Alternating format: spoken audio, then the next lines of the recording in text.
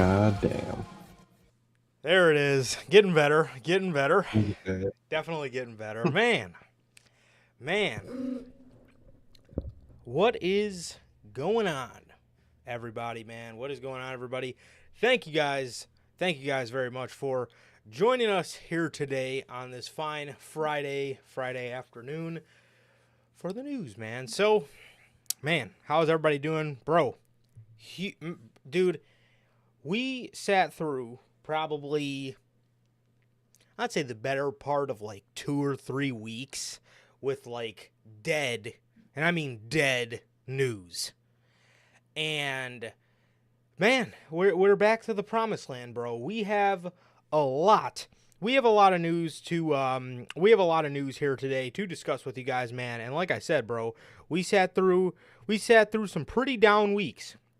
We sat through some pretty down weeks and some pretty lame weeks in the news department. But man, we are back and we have a lot of news to talk about here today with you guys, man. So, yeah.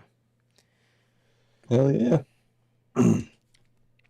Yeah, bro. So, without any further ado, what is going on, everybody? We're back with yet again another edition of the Notorious podcast, another edition of the news, man. This is episode 226 of the news here today for you guys, man. And thank you guys for joining us for yet again another edition of the Notorious podcast. And yeah, man, if this is your first time watching, guys, do not know how the show works. Every Monday, we are on here with Notorious Unscripted after Monday Night Raw. And every Friday at 4 p.m. Central, we are on here with the news, man. Also, if you guys did miss this past Monday's edition of Unscripted, is it the right time to ignore the brand split for Gunther versus Cody? Oh God, I think I just coined our phrase. If the next draft is pretty lame, actually, because this year it was definitely a bland split for sure, definitely. 100%. Wish we came up with that at the time. Seriously. Well, we got it for next year. I'm sure. Hopefully, the draft is more exciting than it was this year. But anyways, if you guys did miss that episode of Unscripted, that is episode 207, I believe, of Unscripted. You guys can now find that live on all platforms. That's Anchor, Spotify, Google Podcasts, Apple Podcasts, and if you want to see it first, join us right here. Like I said, live after Monday Night Raw for Notorious Unscripted, as well as 4 p.m. Central on the Fridays, and for the pay-per-views for both WWE and AEW, which you guys, the next time you guys will be seeing us is all in Wembley. So yeah, man. Also, if you guys have not got a chance to get your hands on some of the official Notorious Heels podcast merchandise, you guys can now pick up the newest shirt to go along with the entire rebrand of the podcast, man. If you guys have not got a chance to pick up the next chapter, the shirt that you see on your very screen, you guys can now find this live on bonfire.com. That is that is bonfire.com. Link is at the top of the description of this very video, man, where you can get this very, very, very beautiful shirt live on the merch shop as we speak, man. So again, link is at the top of the description of this very video to the Bonfire merch shop, man. So with that, if this is your first time watching and you guys do not know who we are here at NHP, I am Johnny, one half of the host of this very show. And as for the other half, we got my man Sir K here. How the hell are you doing, man? I'm doing good, man. I'm doing good. Just been chilling out. It's been pretty normal. Just waiting for the next pay-per-view weekends. We got 2 back-to-back coming up, so that's gonna be real fun. All In, Bash. It's gonna be fun. I can't wait, man. So yeah, I'm excited. A lot of good things coming up, and just waiting for it, man. Just waiting for it. But like Durante always asks, how's life? How's the family? Life's good. Family's good. How is everybody doing in the live chat? Whether you're here now or coming in a little bit. And what about anybody in the replay? How you guys doing? And what about you, bro? How are you doing? Definitely, man. I'm doing good, bro. I'm doing good, man. Yeah, doing good, bro. Just trying to navigate through this roller coaster of a year, bro. So yeah, man. Other than that, man, I'm good. I'm good, bro. And as Durante always asks, I'm good. Family's good. What about you, Durante, Logan, Bell? Whether you guys are here now, like Sir K said, or a part of the Replay Mafia, my guys JT and JB, how the hell are you guys doing? And thank you guys for being here as always, man. Yes, Hello to Bell and Logan. See you guys in chat. Bell says, happy original tribal chief. SmackDown return day. Dude, it's going to be good, bro. Oh It's yeah. it's it's going to be good, man. I'm excited for it. I'm excited, man, to finally see that man back on SmackDown. Fans have been chanting all summer, we want Roman. And tonight, they're going to get Roman. And, dude, I'm just over the moon excited about what they're going to do and the story that they're about to tell. And man, I mean, it's going to be awesome, bro. It's going to be awesome. I'm super pumped for it. I'm super pumped for it, man, as I know a lot of you guys are as well, bro. So yeah, man. But other than that, man, yes, also real quick, had to do it on the podcast. I did it on Twitter a couple days ago on the day of his actual birthday, and I know he's not here yet, or he might not be here yet. Maybe he just hasn't been in chat yet. But happy birthday! His birthday was 2 days ago. Happy birthday to my boy Durante, bro. My boy Durante. I said it on Twitter, man. Can't thank the man enough. He's been so solid to us, man. He's always been a good dude to us, bro. And that goes a very long way. That goes a very long way, man. He's always been a decent human being with us, man. He's always been great, bro. Like I said on Twitter, man, this man's almost it's gotta be been at about almost every show we've done over the past 3 years. So huge birthday shout out to my boy Durante, bro. So yes, I hope you had a great day, my man. Truly, man. Happy birthday. Hope your birthday was great, man, and thank you for being here for all these years, man. Yes, sir. Absolutely. So like I said, man, we got a lot. Yo, what's going on, Hunter? How you doing, man? How you doing, man? Um, we got a lot of news to talk about here today, bro, but we're gonna start you guys off with a bit of some AEW news, I guess. A lot of these stories are sort of both companies. They're sort of AEW and WWE because Yeah. a lot of people may be moving. A lot of people, man. We're in this is definitely an extremely healthy environment for the talent, bro, because man, it's just so crazy hearing about so many people, jumping ship and this and that, and it's very fun, man. It's very fun. Now, obviously, you have your people that do ruin it. You have your people that, they try to step in and say, well, man, well, Bobby was never great anyway, or the Lucha Oh, Bros sucked anyway. I mean, again, they were never necessarily my cup of tea, but I mean, we'll get to it. But, obviously you got your people that, do try to ruin it, and they do try to, I don't know, take it more seriously than it really is. And, yeah, but nonetheless, case in point, man, this is a great time, and this is such a healthy environment for the talent, and it's such a healthy environment for the audience, man. I mean, getting to just see fresh matchups, fresh this, fresh that, and overall, it's going to be a good thing for everybody, man. But anyways, so according to Fightful, multiple AEW sources are stating the Lucha Bros are expected to leave AEW when their contracts expire this year. Some sources speculated that they are heading to WWE. Some claimed it was a formality. They were originally planned, get this, they were originally planned for a Trios World title match at Wembley, but plans have now changed. With that, those close to the Lucha Bros have also claimed that there have already been talks with them and the WWE. Those that they have spoken to said that AEW wanted to re-sign the Lucha Bros, but the process kept getting delayed by Pentagon and Phoenix. Over the last few weeks, it became evident that the duo were not looking to re-sign with AEW, capped off by an ominous Conan tweet saying, "What goes around comes around too." And with that, there have already been discussions internally about bringing the Lucha Bros into the WWE. Those that we have spoken to believe the Lucha Bros want to be a package deal and do not want to go to NXT. Man. And with that, the last thing being reported, Phoenix is up in September.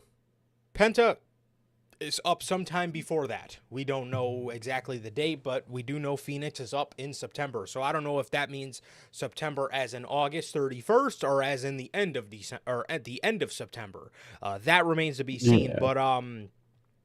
But a lot to unpack here, man. A lot to unpack here. So first of all, how are you feeling about this, and how are you feeling about a potential move for them going to WWE? I was very shocked at first. I thought these guys would have been AEW lifers. I really thought they would. But the more you think about it, I mean, they're probably tired of doing the same thing every week, every pay-per-view. Probably tired of fucking being in a trio with Pac for fucking 4 years.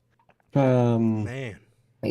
probably tired of Alex Oberhantes coming out with them, fucking up their act and shit. They just do the same thing. They won the tag titles once. Yeah, and I'm not the biggest Lucha Bros guy, but at the end of the day, they only won those things once. You think a team like that, with like how popular they are in AEW, would have won it a little more than that, but so it was shocking at first, but the more you think about it, the more it starts to make sense. Absolutely, man. Absolutely. So the first thing, I want to unpack here is, AEW wanted to re-sign them, but, they Yeah. kind of, put a stop to it. So the first thing, I think to myself is, well, why would they want to put a stop to it, right? And I think, Mm. and I think, and I think to myself, well, I don't know, maybe because which also makes a lot of sense because Pac has been talking about this Wembley moment, right? Where the fuck did that storyline go all of a sudden? Mm-hmm. Where'd it go? It's unless it's on Rampage or Collision or one of those other mark out demon shows that I don't watch, unless it happened on one of those shows. I mean, the last time we seen Pac was a couple weeks ago, Mm-hmm. man, and I guess Tony didn't really give a shit about his Wembley moment anymore. But now it makes sense. His Wembley moment was gonna be a fucking World Trios title match against Mm. either Patriarchy or Bang Bang Gang, and they were gonna what? The Death Triangle was gonna win the Trios titles again. I've never liked the Death Triangle. Who the fuck wants to see No, that? I don't know how people do like Death Triangle. I thought the group always sucked. They didn't mix. I wanted to no, it see didn't mix at all. not at all. I wanted to see Andrade and the Lucha Bros. I thought that would have been a great pairing. And what do? They put them with Pac. They don't have no history. They what? I mean, the Lucha Bros aren't really dark characters to go with Pac's kind of, dark, kind of just, rogue demeanor. It doesn't fit. It never fit at all. The group sucked. And then you look at what they've, and then you look at what they've done. You look at what they've done in AEW. Once upon a time, I was sitting in the stands cheering for the Lucha Bros because Yeah. for about 30 minutes, they made me forget that Alex Oberhantes was their manager and that they were just stuck in AEW purgatory, and that was at All Out 2021. I was going nuts when the Lucha Bros won the championships, but at the end of the day, man, ever since then, literally ever since that was the peak. All Out 2021 was the peak of the Lucha Bros. It was. I mean, they won the tag team championships, and they went on to do absolutely nothing. They went on to do nothing. They went on to have a shit tag team title reign. They went on to have a shit trios title reign.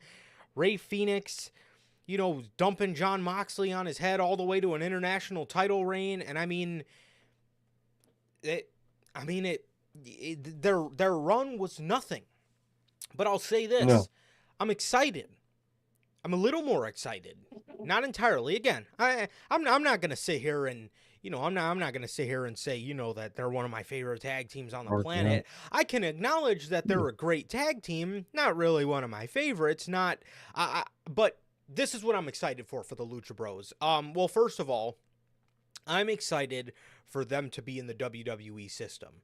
Because what happened with Jon Moxley at Grand Slam last year would not happen in WWE. Nobody would get dumped on their head, get a concussion, and then still do a pile drive finish while he had a concussion. Okay, that's the first thing. That's one of the things I'm most excited about for the Lucha Bros. So I'm excited for them to be in the WWE system. And with being in the WWE system, I'm excited for them to slow it the fuck down. And I'm not saying that, they can't work their style. I think their style is great. I think they're great high flyers. But I think at times they need to slow it down and they need to add a lot more psychology to their matches rather than move spamming. And that's my honest opinion of the Lucha Bros, bro. Literally, without sugarcoating anything, that's how I feel about the Lucha Bros. And genuinely, man, that's how I feel, bro. That's how I feel. So, I'm excited. I'm excited for them to be in WWE because, again, they exactly like Logan says, they're gonna do great Lucha shit, but safer. And again, I think Ray Phoenix is a great high flyer. I think Pentagon is a great high flyer. But the problem in AEW, there's nobody that's going to tell them, slow it the fuck down. And I know Jericho tried to many, many, many years ago when AEW first started, and they did slow it down a lot more, but still at then, it really wasn't much, which, goes to show how bad they were in the beginning of AEW. The move spamming is just, it's a little much, man. It's a little much, and I'm excited for them to go into the WWE system, and I'm way more excited, like I said, for them to go into that system and for them to still be them. And of course, maybe it might be a little watered down. We all know how WWE goes, but at the end of the day, it might be good for them. It might fucking be good for them. So that I'm excited for. In terms of them leaving AEW, I don't fucking blame them at all. I don't blame them at all. They're in the, and to the thing with WWE, the maybe they do want to work a lighter style, and WWE is, WWE, they build people to last. Okay, they don't build people for pops. Okay, that they build people to last. That they want to slow your style down because they want you to have longevity. Especially if you're a big star, they want you for a while. You know what I mean?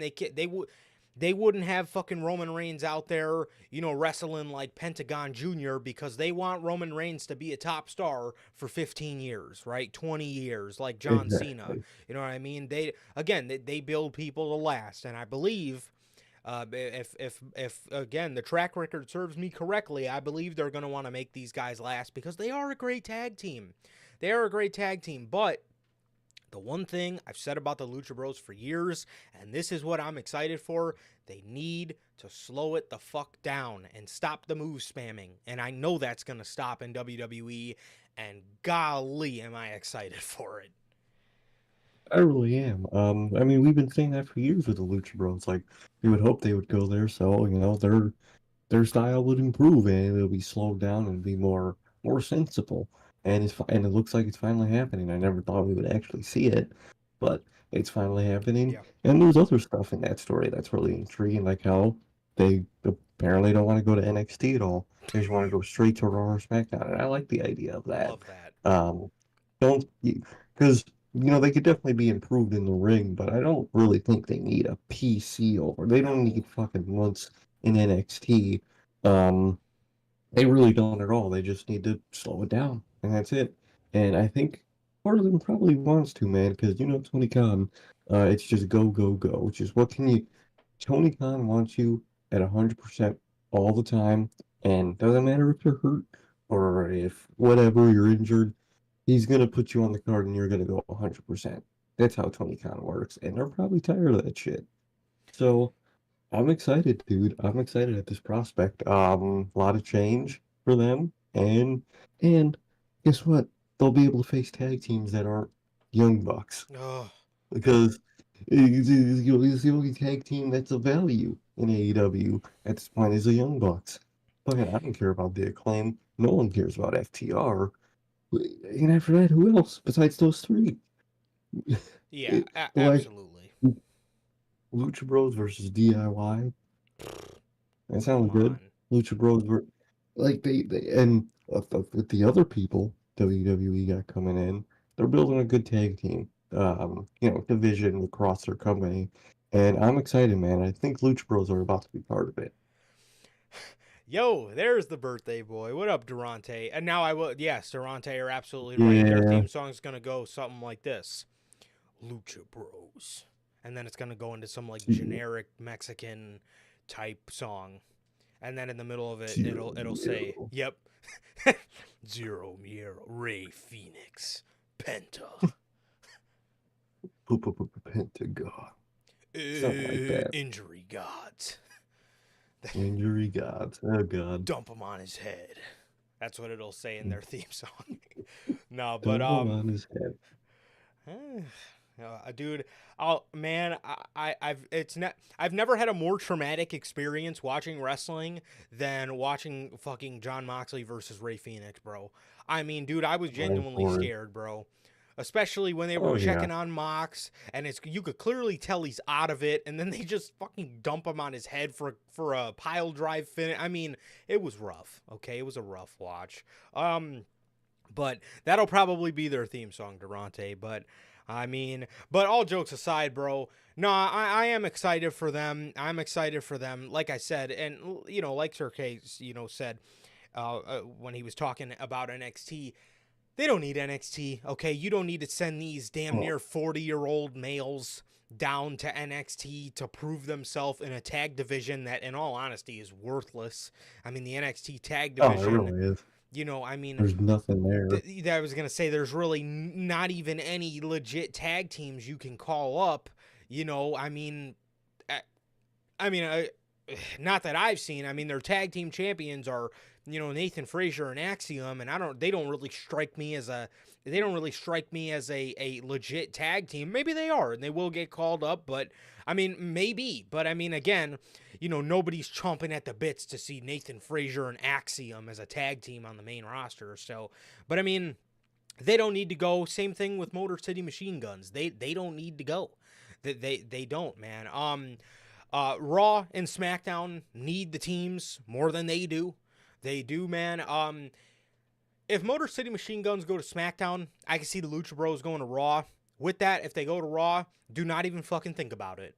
Don't even fucking No, think about it. And if you guys know what I'm talking about, don't even think about putting them in the LWO. Do not, which I don't think they will. Yeah, no. which I don't think they will, man. And I think, like I said, I think they can go up to Raw and SmackDown. I think they'll be fine. I mean, I think that their chance and stuff will get them over, and I think their style enough will get them over. And two, you got decent building blocks on Monday Night Raw for a tag team division. You do. If you got the Lucha Bros coming in, JD McDonough and Finn Balor, Judgment Day, are the tag team champions. Those guys are two tremendous talents. You have, AOP on the show. You have the Wyatt Six. You know what I mean? If they ever fucking did want to use Joaquin Wild and Raul Mendoza, then they can use them too. You know what I mean? Now Exactly. I don't think they will, but they have decent building blocks. They just don't know how to fucking use any of them. You got, again, I mean, you got decent building blocks for something. You know what I mean? But no, these guys don't need NXT whatsoever. They don't really need a performance center. They just, like I said, they just need to slow it down. They just need to slow it down, man. But as for them already having discussions with WWE, I really don't know how that would work other than tampering. Um, Yeah, I don't know how that unless it's like through Conan in like their own way. could Maybe be. that's like their loophole. Could be. But no, man, I don't. They, I don't under I don't I don't sorry I don't blame them is what I meant to say. I don't blame them not re-signing. I don't blame them not re-signing at all, bro. I really don't. I don't blame them not wanting to re-sign. Again, their AEW run was shit, man. It was. oh yeah. Oh, Bill, oh, Lord. I if I'm Triple H, the main contract I'm looking at to figure out when is up is Def Rebel because You have to. There's no way. Like, bro, you can't continue these people. it's rough. It's very rough, man, in WWE in the music department. And I absolutely Oh understand you yeah. standing 10 toes down like Adam Copeland. I get it, bro. 20 feet in the air, still standing 10 toes down. So, I get it. I get it, bro. But no, I'm excited for the Lucha Bros, man, and I'm just excited for them to get out of the AEW system, bro. I really am because it's not safe. And Bell's comment summed it up perfectly as well. Ray Phoenix, the guy is getting injured, like she says. It almost feels like he's getting injured every 2 minutes. You know what I mean?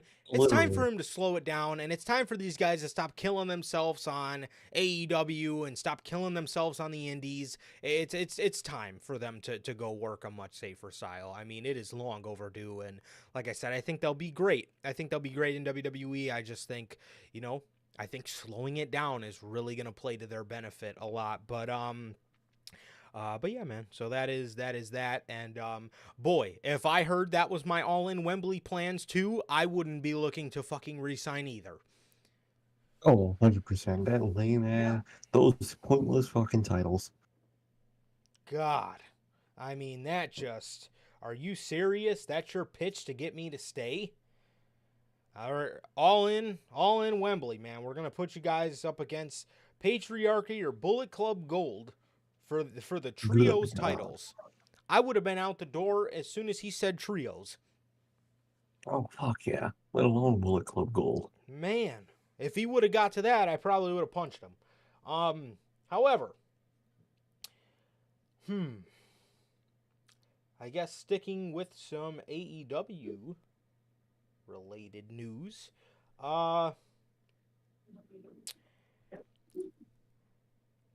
Kenny Omega,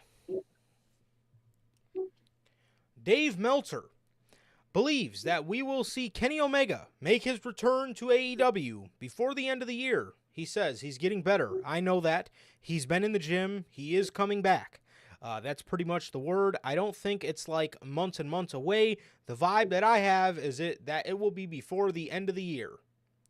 According to, like I said, Wrestling Observer Radio. Huh. Just let the man heal. Yeah. Like, bro, don't rush a single fucking thing. Don't Yeah. let Tony Khan rush them. Take your fucking time. You look at what, CM Punk was saying about WWE in this time around when he got hurt in January. All they told him was, get better. We're looking to have you back by SummerSlam, but if not, no rush, right? Exactly. That's the way it should be. It shouldn't be, hey, come on, Kenny, we want you at All In for Okada. Come on. Hey, you sure? Can you do it? Oh, you can't do it? All right, well, you'll miss one. Can you be back before the end of the year? Look, I don't care.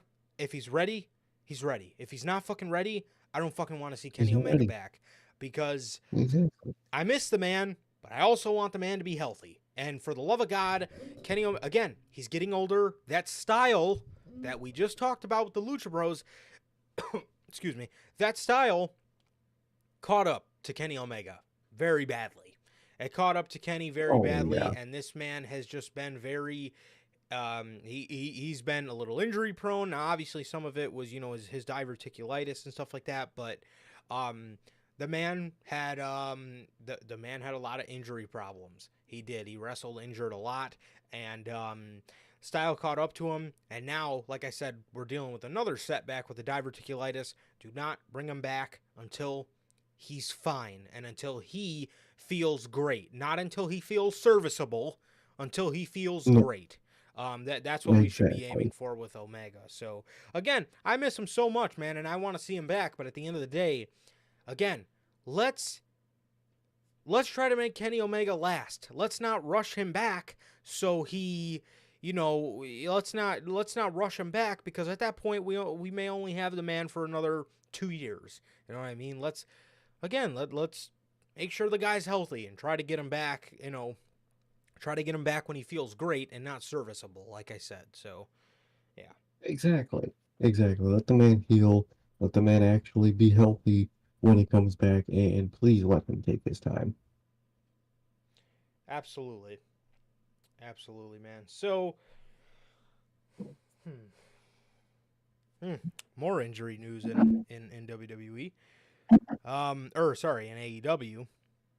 According to Wrestling Observer newsletter, AEW has still not cleared Bandito, but he should be back soon. Man, I don't know what the hell happened with that man's wrist, but Lord, Yeah. It's been like a long ass time for a wrist. this man's been out of action for like a year with a wrist injury. So it must have been something real complicated, or it must have been something that maybe they messed up on the first time, or like I said, it must have been something really complicated with the wrist, man, because it's been about a year. And man, I hope they don't go ahead and I don't know. I hope they don't go ahead and put him in the learning tree or some sorts with the other bounty hunter, Oh, I Mister hope not. the bad apple. They call him the bad pear or something. Um, You know, they're losing the Lucha Brothers. The Lucha Bros are gonna need people to fill that void, so hopefully he might be used in that role. very true. Bendy, yeah.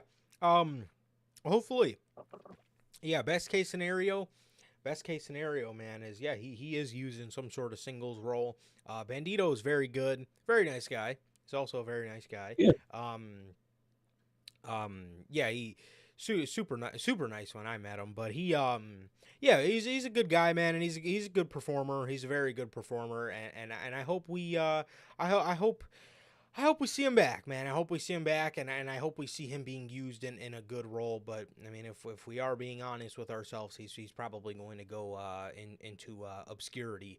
Um, oh, that's it. yeah, he's probably gonna go and do AEW obscurity, and we'll probably never see much of him. But I do hope, man, that when he does get back, they actually do use him in good fashion, man. So I really hope so.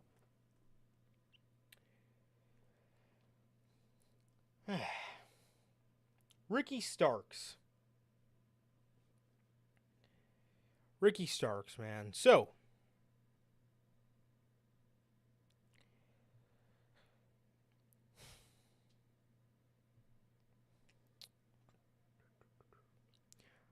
according to Wrestling Observer newsletter, Ricky Starks has not signed a new deal with AEW.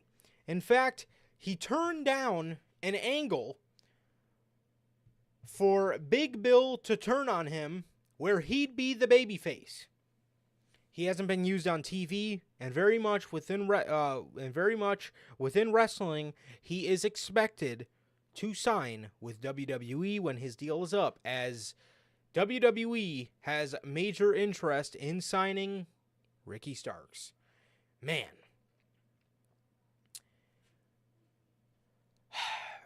So, let me get this straight.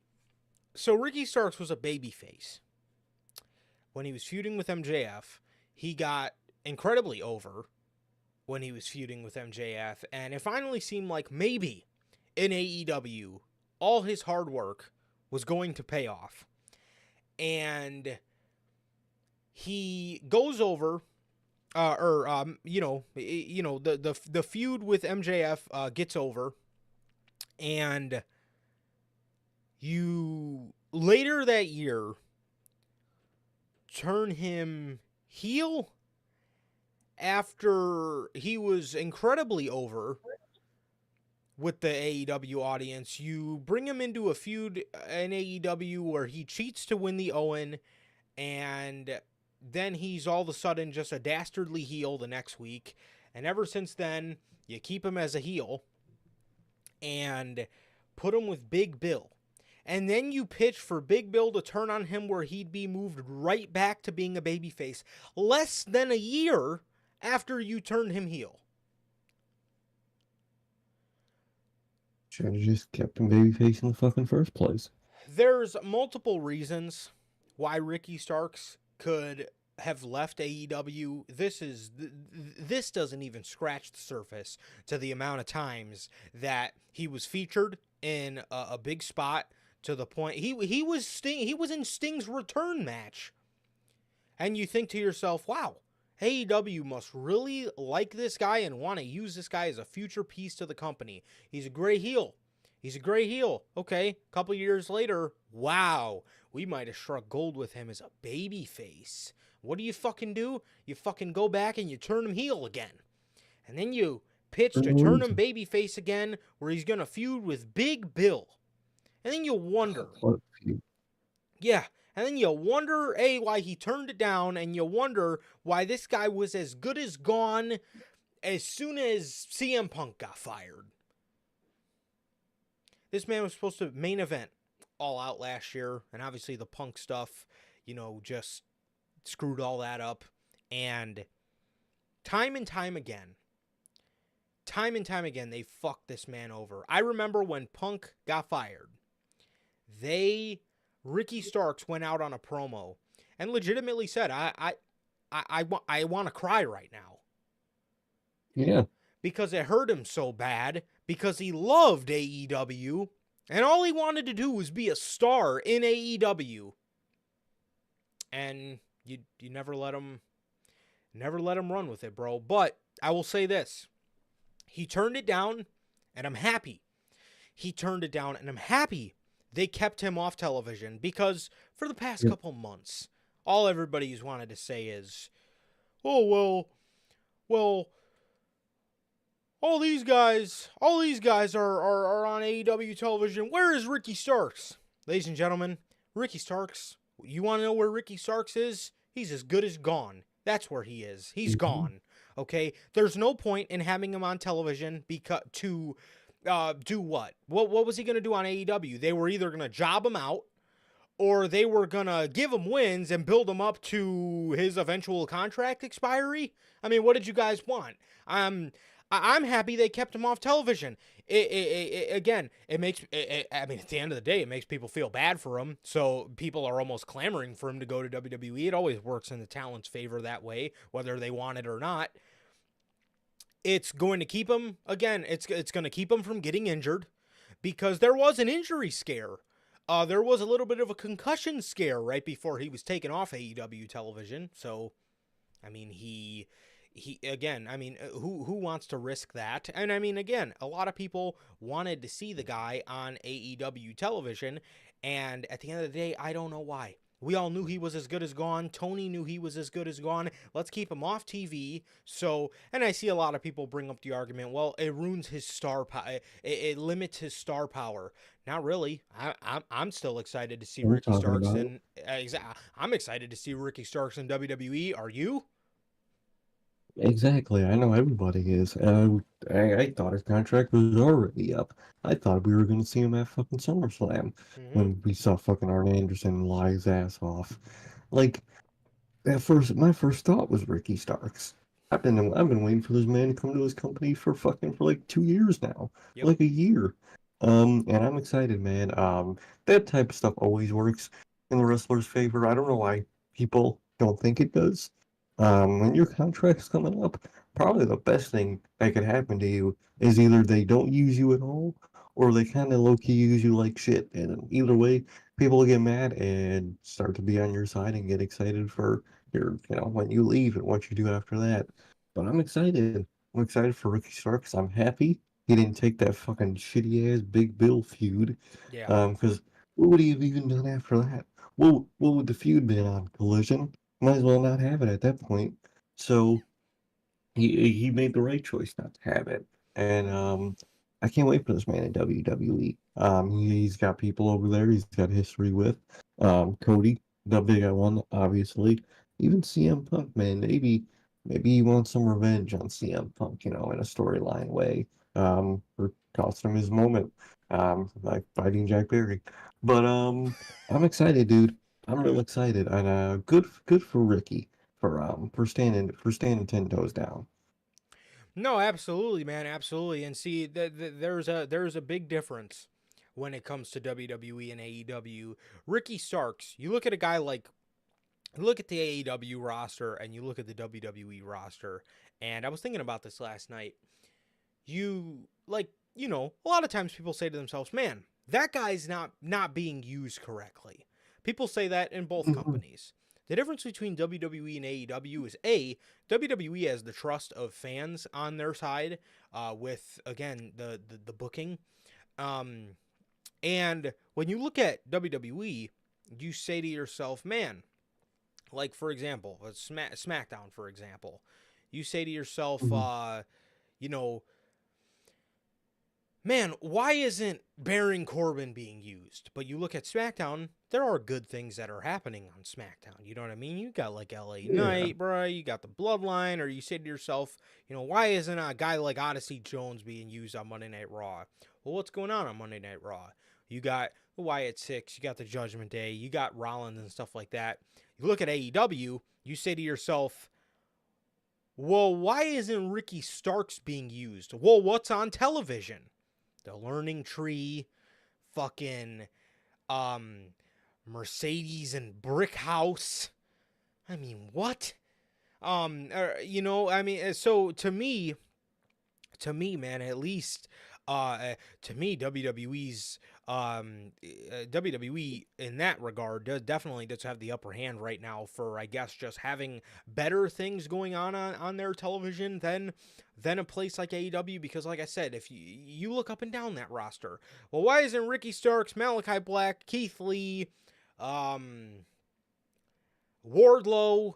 Why aren't these guys being used? Well, what's going on AEW television? And you look at some of the things that are going on AEW television, and you think to yourself, man, that's really fucked up. They would use these guys over them. But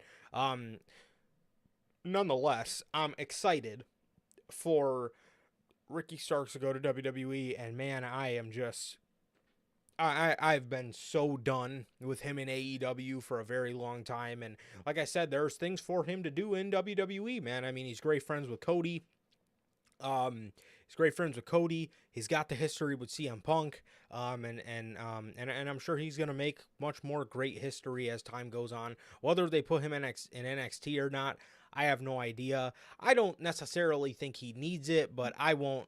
I mean, it it won't necessarily be the end of the world if he does go to NXT, but I would put him on the main roster because I think Ricky. I would say he's main roster ready, but um I Oh, don't yeah. know. Yeah, I don't know what they got in mind for him, but I would put him on the main roster personally. I would put him on the SmackDown brand. Maybe you have him turn heel on Cody Rhodes, and there you go. You got a story right there for the guy. So yeah, man. But Ricky Starks, man, it looks like he's as good as gone, and I mean, we all knew that for a very long time, and I'm very glad he did, turn down, a feud with Big Bill that would have done nothing because the Nothing. pairing did nothing. Big Bill would have what? Went on to still be in the Learning Tree. He would have turned on Ricky Starks for the Learning Tree, and obviously we all know how that's But going more, for the fucking guy. more stupid. Yeah, Exactly.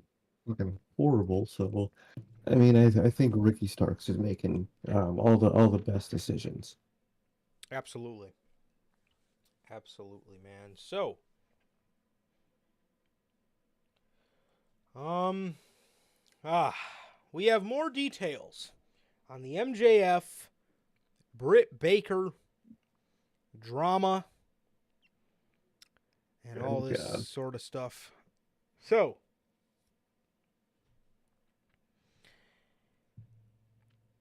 Brian Last um, and Jim Cornette shed some light on as to what they've heard about the Britt Baker situation, or about what they've heard about the MJF Britt Baker incident that saw Baker not only receive a suspension, but also a fine from HR. This was news that broke on the heels of a lesser talked about story that Baker had been reported to HR from creative team member Will Washington for ignoring his creative ideas. Will is Swerve Strickland's cousin. We feel that he needs to be pointed out. We feel that needs to be pointed out as. We feel it needs to be pointed out as it explains quite a bit about how a virtually unknown got such a high-ranking position in the company so quickly. First of all, I did hear that story got debunked. Now, again, this is on Cornette's podcast, so what he heard, he could have very well been fed bullshit, but that is very funny. That for the longest time, we, when they hired and took Will Washington from Fightful, everybody said, why him? What is so special about Will Washington from Fightful? I mean, why would you think, oh, we got to get Will Washington from Fightful to be a creative mind in the company? Now it makes a lot more sense. He doesn't have creative for shit. He has a cousin, and that's why he got the position in AEW. Classic AEW. Fucking all friends wrestling. Now, I'll tell you this. There is a weird line in here that it only comes from Jim Cornette. But, good Lord. Okay, so this is the latest rumors that Mr. Cornette has been told. Baker was suspended for what is believed to be 2 weeks. That took place on July 17th. The findings were revealed on July 24th, and the suspension took effect after Britt Baker's win over Hikaru Shida. The belief is that Baker took shots while the locker room was watching the Will Ospreay and MJF near hour-long match. Will Ospreay, here it comes, brace yourselves. Will Ospreay reportedly confronted Baker first and gave her a tongue lashing. I swear to you it says this in the article, the next thing I'm about to read. Though that could sound sexual, apparently it was less enjoyable for Baker than it might sound. Who the fuck just talks like that? He gave her a tongue lashing. Just say he fucking talked to her. He fucking, like... Anyways. Yeah. Anyways, a tout was reportedly tipped MJF and Ospreay off to what Baker was saying. Baker confronted a tout and said, "Get out of my locker room, fuck you, bitch," to a tout. A tout was hired by AEW for a few months. She is the girlfriend, if not the fiance of MJF, but she hasn't done a thing on AEW television yet in spite of a couple females appearing on the show in an interview role. Dave Meltzer also reports that those who he spoke to felt sympathetic for Baker as they felt she got the short end of the stick.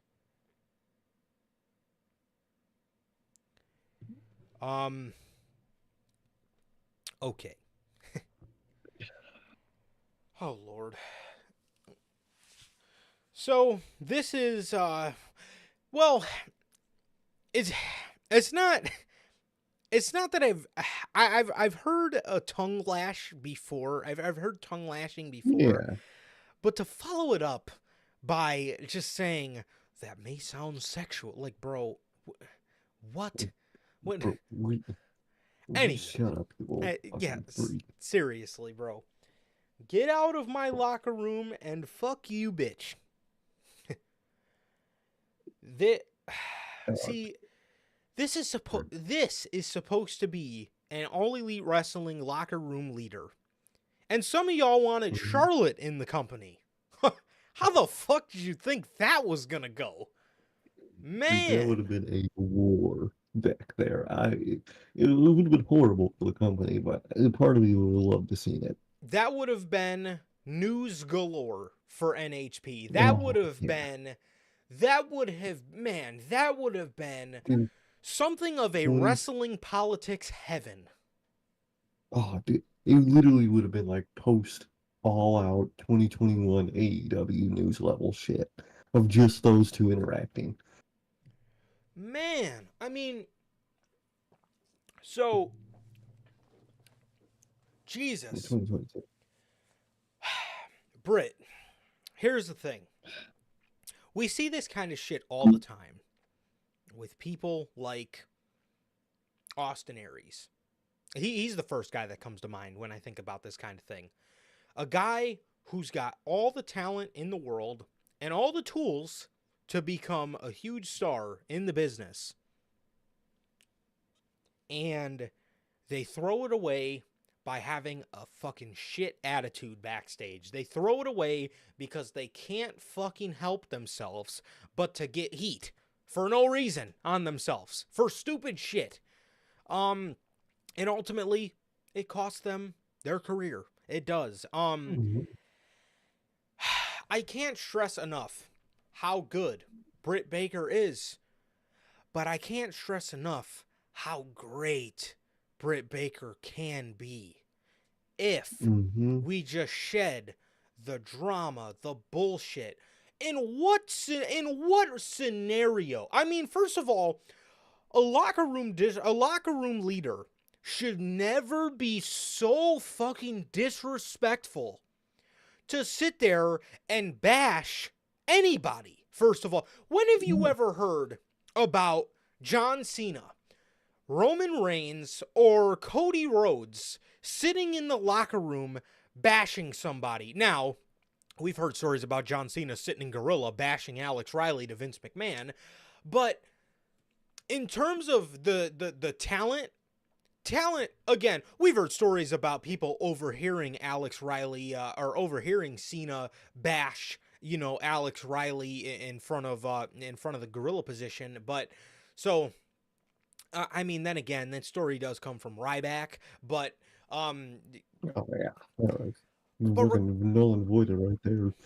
but regardless, when the fuck have you ever heard of a Roman Reigns, a Cody Rhodes, a Bray Wyatt sitting in the locker room bashing people? And the thing is, for not doing anything wrong.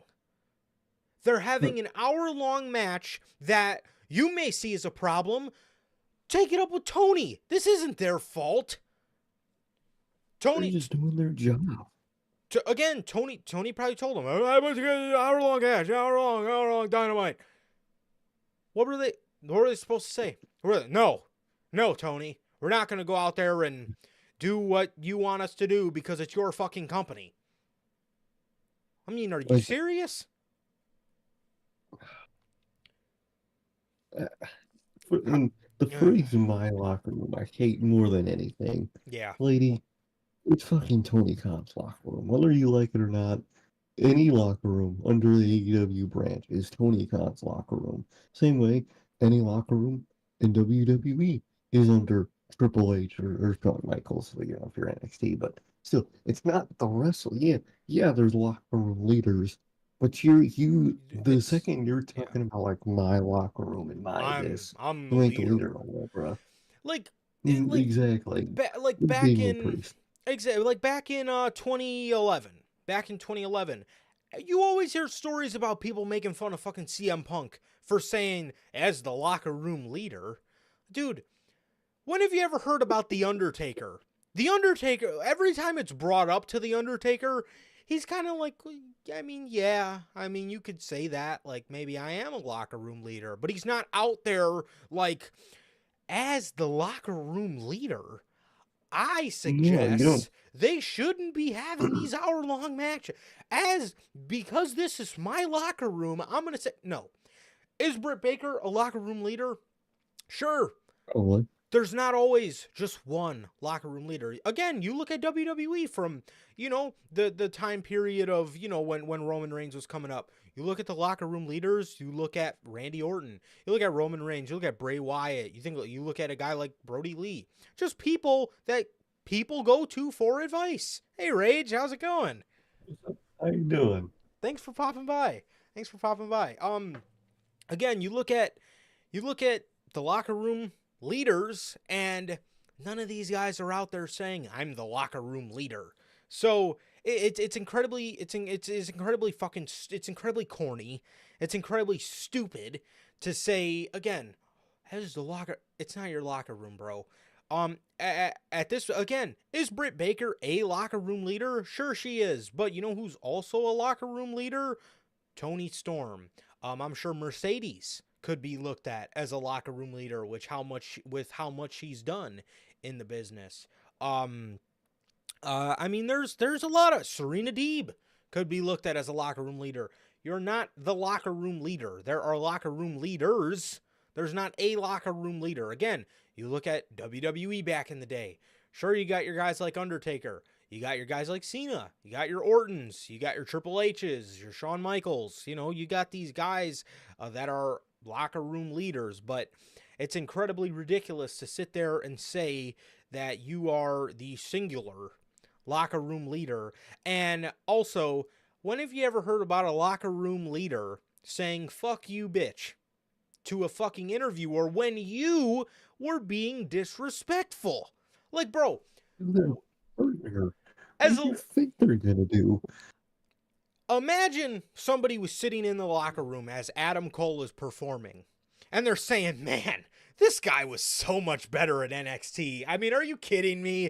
I mean, oh my God, he comes to AEW, he hasn't won a fucking title. His first loss was to Orange Cassidy, injury after injury after injury, this and that. He main evented All In, but they completely shit the bed on his story. Man, does he have a shit faction. Man, has his run in AEW been an utter failure." So Britt Baker in these kind of situations has got to put herself in the shoes of how MJF's girlfriend was feeling, and say to yourself, well, if somebody was talking about Adam Cole like that, Britt Baker would probably spaz the fuck out, as anybody would. Oh, that'd be the end of the world. Like, in the main thing about all of this, I said it last week, I'm gonna say it again. Why are you getting pissed at your coworkers? Go talk to Tony. Go talk to fucking bald fuck, whatever, I forget his name, Christopher Daniel. Go talk to him. Go talk to Tony. Talk to the people making the fucking matches, not just the guys that got probably arrived there, learned that they're about to have an hour-long match, and then go ahead and did their hour-long match. It's not them. They didn't choose to have it. That's a job. Why are you getting mad at them? Yeah, and again, you're mad at again, I mean, you're mad at MJF and Will Ospreay. They get an hour of this, an hour of that. Okay, you want the time? Be better than them. How about that? Be better than MJF. Mm-hmm. Have more intriguing television than MJF. Have more intriguing television than Will Ospreay. And then maybe we'll get the time. But again, if Tony felt, after all, they are one of the biggest stories going into All In. And what have Britt Baker and Mercedes done since that one promo battle?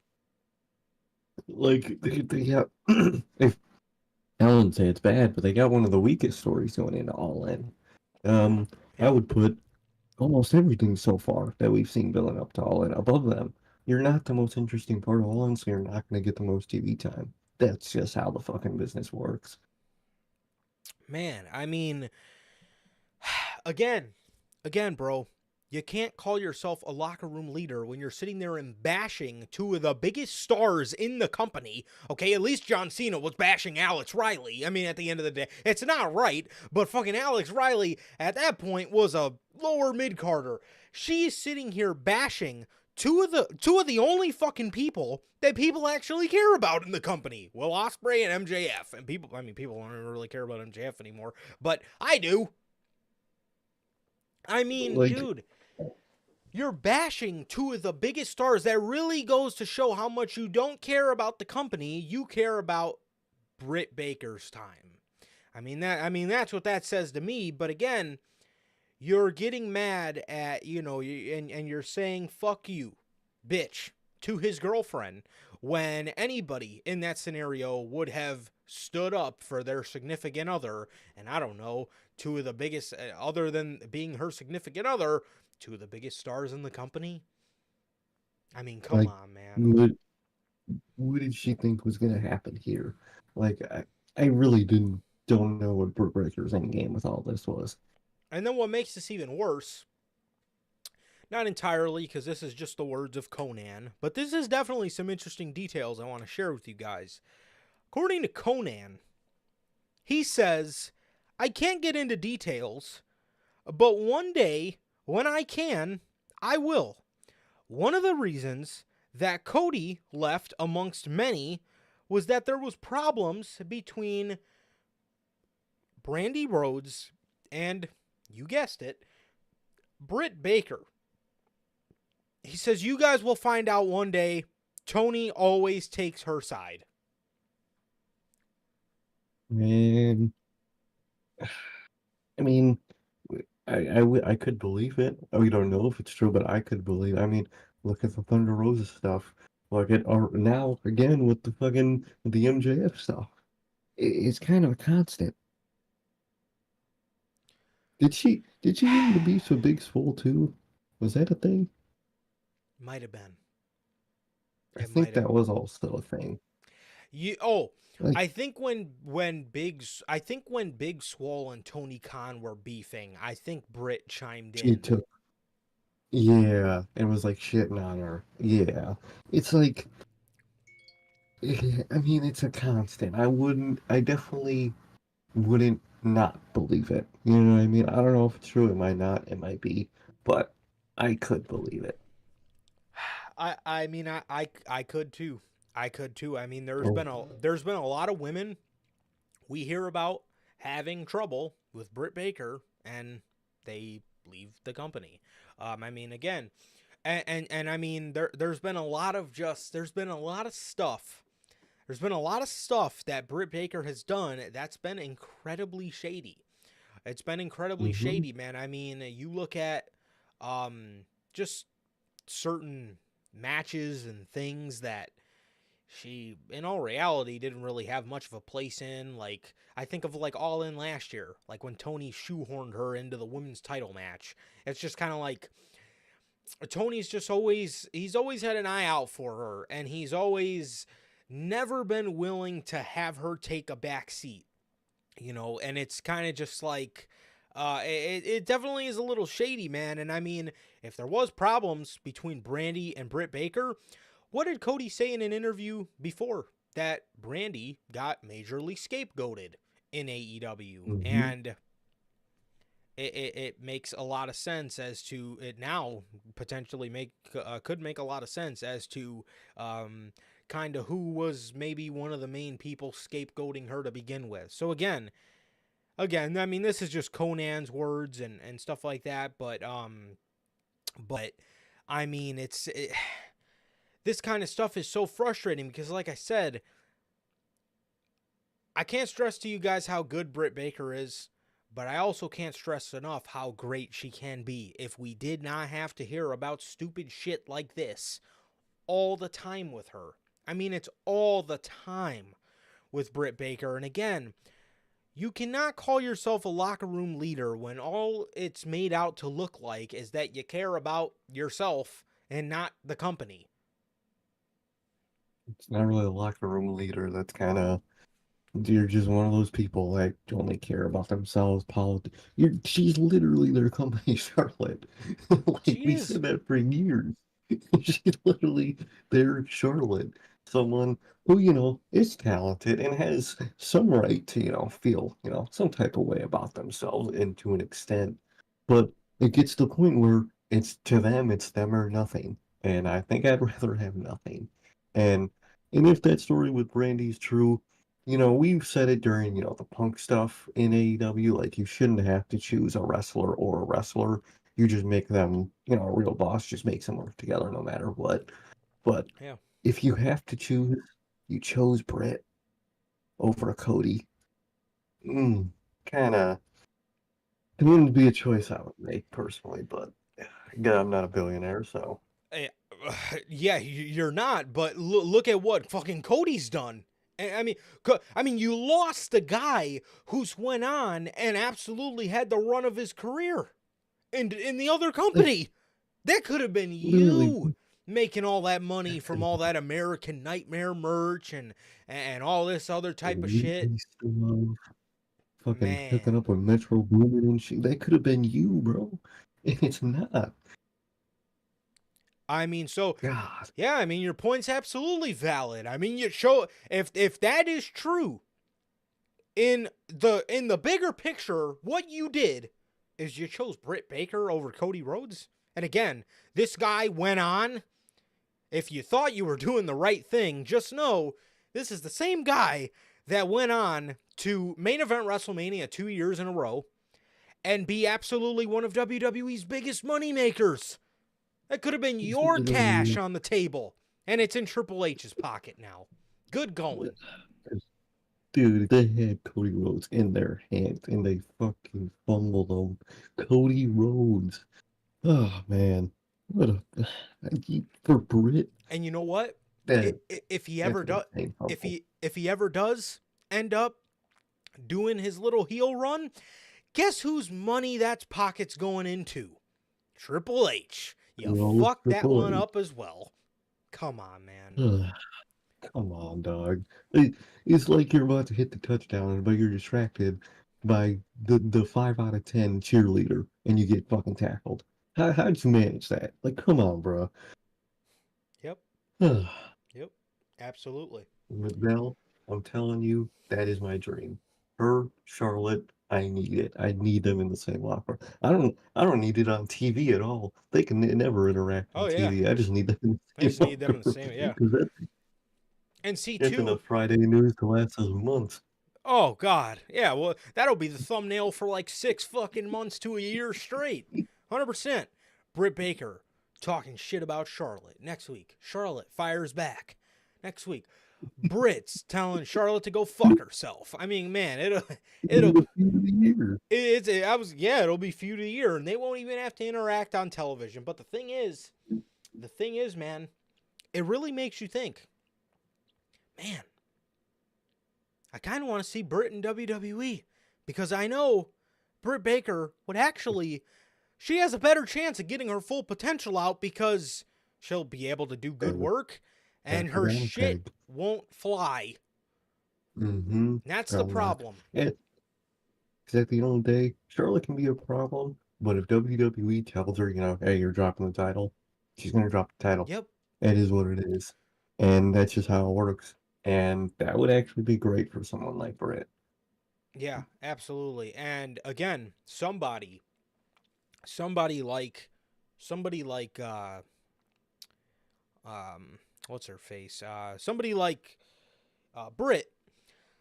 Somebody like Britt, man, again, like I said, all that shit that we hear about in WWE or all the shit we hear about in AEW, my bad, it's not going to happen in WWE because, like you said, with Charlotte, sure, Charlotte may bitch and moan when she's not the women's champion 24/7, but at the end of the day, does WWE make her trot her ass out there and drop that title with a smile on her face? Yes. And does she do it every time? Yes, she does. Yeah, Now, again, she usually exactly. politics to get her way back there, but when WWE wants that title off of her, the title's coming off of her. It's awesome. Exactly. And the only time she's ever like slipped up on television was with the Becky stuff with that like title swap segment. Yep. Um, that was like the only time I could think of where it kind of bled through on TV. But other than that, you've never, you always heard about her bitching, but you've never seen it until that moment, obviously, which Yeah. was fucking legendary in itself. But Throwing the titles it, around like children. Oh, brother. that segment was insane, bro. But I think that's the kind of environment Britt Baker might need, man, because I guess she's friends with Tony, and that's the fucking problem.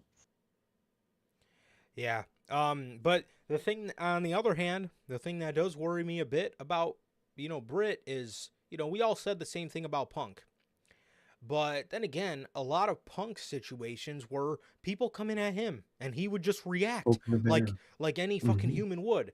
But with somebody like Britt who willingly likes to start drama, Yeah, I think it's a little different with Britt. Punk yeah, was definitely more poking the bear, but Britt is kind of a poker. yeah. Yep, nothing like poking MJF and Will Ospreay of all people. But again, maybe it would be good for her because the shit wouldn't fly. But I mean, at the end of the day, they're just gonna keep losing people, and the locker room's just gonna keep being miserable, and nobody and everybody's gonna be afraid to fucking stand up to her because Tony always takes her side, and you can't set that kind of precedent. Which is why I'm glad they did find her here. But at some point, you gotta tell her, man, look, the next time we hear some shit about you, your job's on the line at this point because Yeah. we can't keep having this. We can't keep fucking having this kind of shit, man. And if we do, it needs to be kept under wraps, and we can't be having people leak the shit.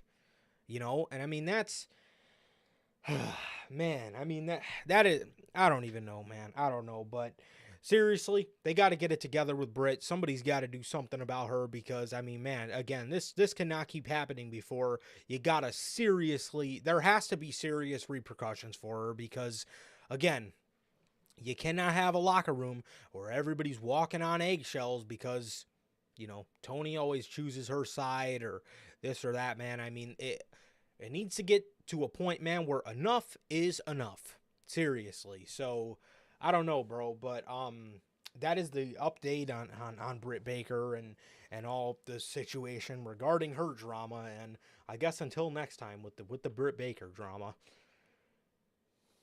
Exactly. Well, we'll probably hear next week a little bit more details. Probably. Um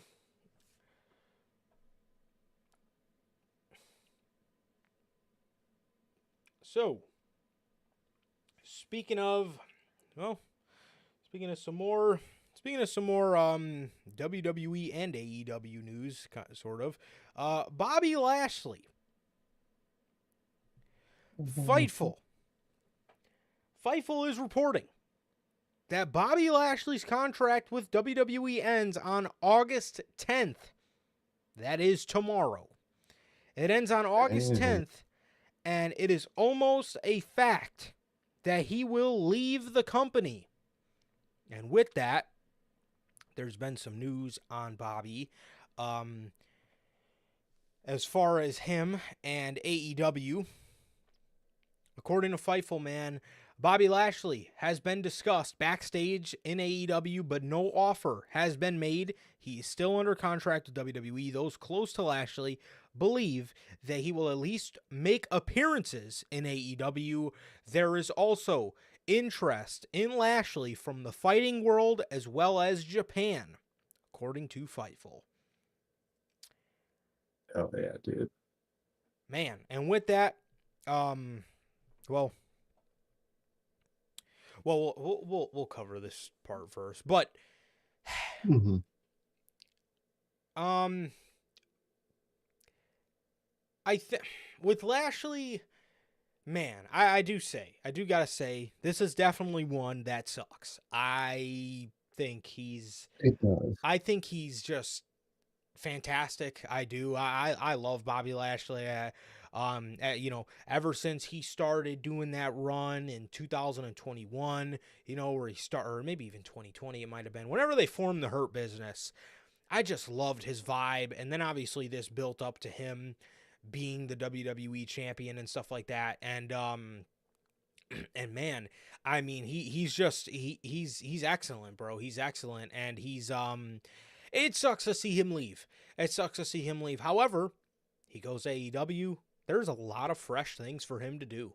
There's a lot of fresh There's a things for lot. him to do, and I'm excited for him in that regard because like I said, there's a lot for him to do. He could reform the Hurt Business. Ricochet was actually supposed to be a part of the original Hurt Business. They let them choose. You can either have Cedric or you can have Ricochet. And they chose Cedric. Well, now there's a possibility we could have Bobby, Shelton, Ricochet, and MVP all in the same company at the same time. Now, does that kind of suck for Cedric's case? Sure, it does a little bit. But regardless, I think Bobby Lashley, I honestly think he'll do great wherever he goes. I think he'll do good in AEW. I am a little scared for him in AEW, but I hope he does good, and I think it would be great to see him just compete with some of those guys over there. You look at a place like Impact. I think Impact would be good for Bobby. If he does want to get back into MMA, I think that would be great for Bobby because he's a physical specimen. He is a fucking beast, bro. And then you look at Japan. Japan I would love is, him. dude, Japan But is just thirsty for a big main. Americans. Yeah, they are dehydrated from having a big star in Japan, and Bobby could be that guy if he wants it. Dude, I said it when Dijak was, looking at his options. They would have loved a guy like Dijak, the big tough, American guy. They loved it. Bobby, he is that. They would fucking love him. I think if, obviously I'm not Bobby, he could do whatever he does. But the Mox role might be best for someone like Bobby Lashley, where he's kind of in a 50-50 with both. He does a lot of AEW, does a lot of New Japan. I think that role could really, really fucking excel with Bobby. Or he could go do his MMA. He'd be great over there. Even TNA, he could work that, but maybe he might not want to since their relationship with WWE. Yeah. So you never know with that. But I think he has options, and no matter what option he does, he's gonna fucking excel at it. Yeah, and two, I do think that is kind of what may turn people off from TNA a bit because they do have a choice if they want to work with WWE or not, but a lot of these guys don't want to. You look at a guy like Mustafa Ali. His whole plan here was to show WWE, not to be right back working with them, even though Shawn Michaels was a huge fan of Mustafa Ali, and I'm sure Triple H deep down was. They just didn't have anything for the guy, and he knows that, and he wanted to get out of that situation, and you can't blame him for that one bit. But again, you don't want to walk out of one cage and walk right into another. He wanted something new. So, he left TNA or whatever, and same thing with Bobby. If Bobby wanted to get away from WWE and Triple H for a little bit, hey, then he wanted to get away. But I honestly think TNA, man, is going to be a great place for guys that are maybe like lower card in AEW to go over to TNA to see what WWE thinks about them, and if they like them, possibly get a little bit of that WWE rub. Exactly. I think that's going to be basically the purpose of people going to TNA at this point. Definitely, man. But regarding him leaving, Bobby had this to say, man. While appearing on the Laboratory podcast, Bobby Lashley was asked who he rocks with between Vince McMahon and Triple H. He says, if I say the wrong thing right now, I had a connection with Vince. Vince understood me. Vince was big on the show. He looked at people that he looked at people that were stars. He saw that in me. He saw that in me. There were a lot of little nuggets that Vince would give me throughout my career and tell me different things. Vince looked at me as I can tell Bobby works his ass off. I could send him anywhere around the country to represent the brand. He looked at me like a star. I like Vince. I haven't really had much of a connection with Hunter. Hunter has his guys. I tried to, but we haven't really worked enough together to get to know each other, he said. Yeah, that is very mind-boggling. How Vince can see somebody like, dude, Bobby Lashley, like, bro, when he was a WWE champion, and even when he wasn't, he always represented the company. He's a big name. He's got a great look. You know what I mean? And I just don't understand how you look at Bobby Lashley and you don't think, man, this is the kind of guy I want to represent our brand. I don't get that personally. I don't understand how, again, you don't look at Bobby Lashley and see that in him. But that's Triple H's problem, I guess, because obviously now he lost Bobby. He lost Bobby Lashley, and it sucks. It definitely sucks for WWE. But whoever gets him, and again, I do hope it's AEW, and I do hope AEW uses the man correctly. I hope whoever gets him sees that in him, because he is it, and he has it, and he's proved it before. And I don't understand what Triple H did not see, but apparently he didn't see something, man, and it definitely sucks. It definitely sucks to see him go, for sure. It really does. It really sucks. I don't know how Triple H doesn't see, you know, what everybody else sees in Bobby Lashley and doesn't at least use him to some extent. But it's really unfortunate, man. But at the end of the day, it's gonna be his loss, and it's gonna be someone else's gain. Yep. Absolutely, man. Absolutely. But then, too, maybe Triple H just wanted to move in a bit of a younger direction. But it does suck. It does suck that to hear that, Bobby tried to, have a relationship with him, and, he tried to, like he said, he tried to have a relationship with the guy, and he tried to be one of his guys, and it just never worked out, man. And it sucks. It definitely sucks for WWE, and it's going to be a huge loss for them. But at the end of the day, man, they're obviously always going to find somebody to fill that spot, or to take that role on. But like I said, whoever gains Bobby, it's going to be a huge gain, man. I mean, he's tremendous. Exactly, he truly is. So whoever gets that, man, yeah, good on them, man. Definitely, bro. So, speaking of TNA, per PW Insider, Joe Hendry in his current deal with TNA will remain, we'll see him remain with the company until the end of 2025. Damn. Man. Oh. Ooh.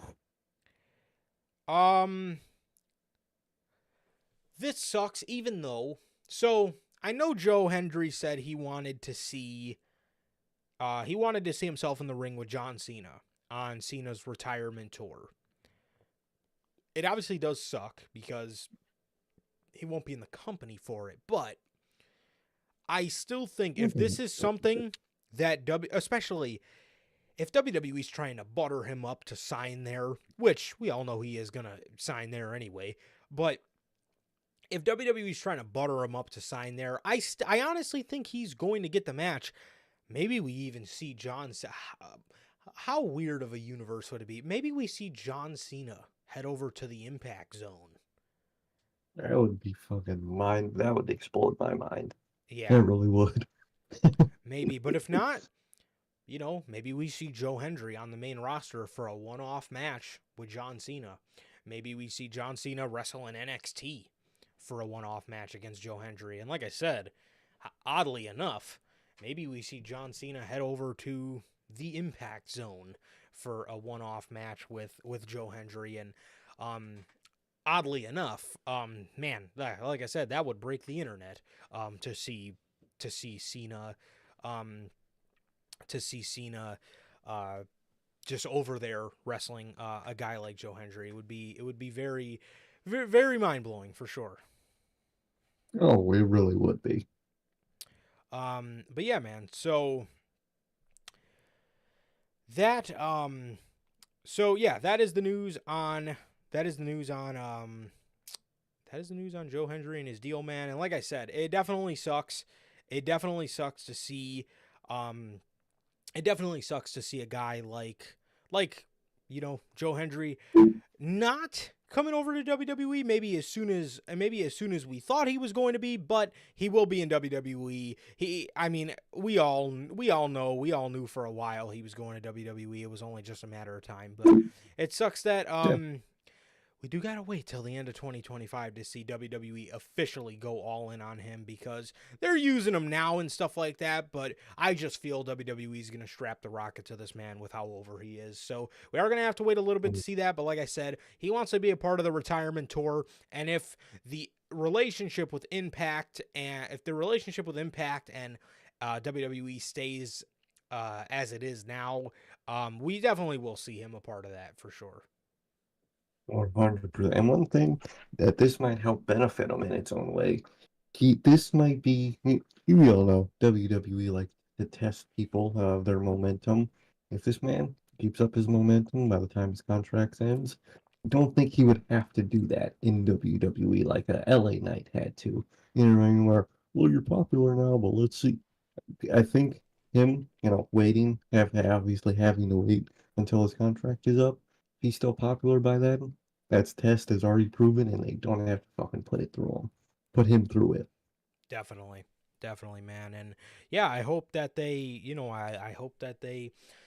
I hope they keep up with what, I hope they keep up with, I hope he does keep up with his momentum, and I hope WWE keeps up with it as well. And I hope, like you said, I hope they don't have to put him through another test when he gets there. But hopefully not. Hopefully not. But that we will have to just wait and see, bro. But speaking of the relationship between NXT and TNA, as announced by WWE 3 days ago, there will be live specials on NXT for their first 2 appearances on the CW network.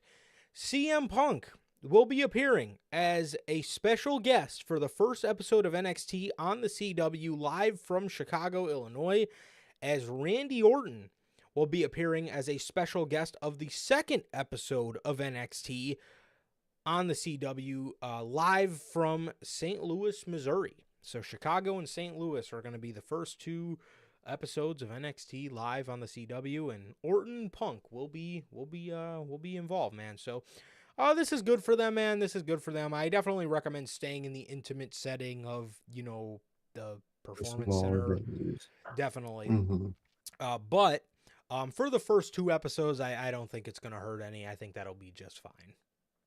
No, that'll be fun, little specials. They picked 2 big, good cities to do it in, so Yeah. good for them, and it's gonna be, good for them. Absolutely, man. So with that, according to hashtag PWN on Twitter, WWE have discussed taping Monday Night Raw on Sunday following international pay-per-views. The new format would give talent more time to recover rather than flying and rushing back into TV. The idea has not been approved nor cleared yet. Are we going to NXT in Chicago? Absolutely not. Yeah, no. In 2018 we would have, but the 2018. the next wrestling show you guys will probably catch me at will probably be whatever date John Cena's retirement tour comes to Chicago in. Because again, you gotta see that, obviously. Yes. Can't fucking miss that. Yeah, I mean it's Cena. It's Cena, bro. Might be in Chicago, or it might be wherever our boy Logan is, man. So we'll have to work all those quirks out and whatnot. But yeah, the next time you'll be seeing me at a wrestling show, if you guys do wanna, pop out and say what's up to us, bro. Probably will be whatever dates John Cena's retirement tour comes to Chicago or anywhere near Chicago. Like I said, we'll figure it out, but you guys will know as we get closer there. If you guys do live in the area, bro, and want to say what's up. But I think this idea is horrible, to be honest. Imagine a Raw after pay-per-view and a hot Raw after pay-per-view, the Raw after SummerSlam or the Raw after, this happened or that happened, and it's fucking taped. That sounds horrible. Yeah.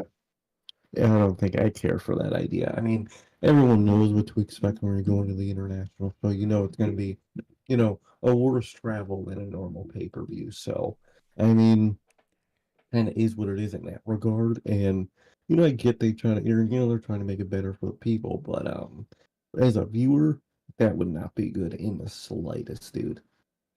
Yeah, I mean, like it says, man, it would be easier on them, but man, but imagine the Raw after a hot pay-per-view like Backlash. Mhm. It's taped. Tape shows sucked. Tape shows are They do. horrible. I hate tape shows. Man, I mean, yeah, they're very bad. And then you get the spoilers, so I mean, they're just no fun, man. There's no fun. There's nothing like a live episode of wrestling, dude. And taped ones are just the worst, man. I mean, they are the absolute worst. I hate tape shows more than anything. I really, really do, man. But um like I said, it hasn't been approved or cleared yet, but I really hope it doesn't. To be honest, man, because like I said, tape shows are just they are not it, man. And in wrestling terms, they suck. They really do. And again, especially after a pay per view, usually those Raws, people get excited for to see the fallout of what happened at the pay per view. Imagine, look at SummerSlam. Imagine that Monday Night Raw, where we get all the segments with the Judgment Day and the New Judgment Day and the Terror Twins and the Wyatt Six debut. Imagine watching the Wyatt Six debut taped. Now, again, I know for, U.S. shows that probably wouldn't apply. Obviously, this would only apply after the international pay-per-views, but still, I mean, imagine something of that magnitude happens on an international pay-per-view, and you get to have to watch the fallout taped, and you already know what's going to happen. I'll pass. Yeah, not it at all. Yeah, that just does not sound good to me whatsoever, man. But what does sound good to me is, as per hashtag PWN on Twitter, or Pro Wrestling, or PW Nexus, we could see a WWE premium live event in Italy next year. Very, very, very interesting. So, yes, WWE is expected to hold a pay-per-view in Italy in 2025. So, let me see. I guess.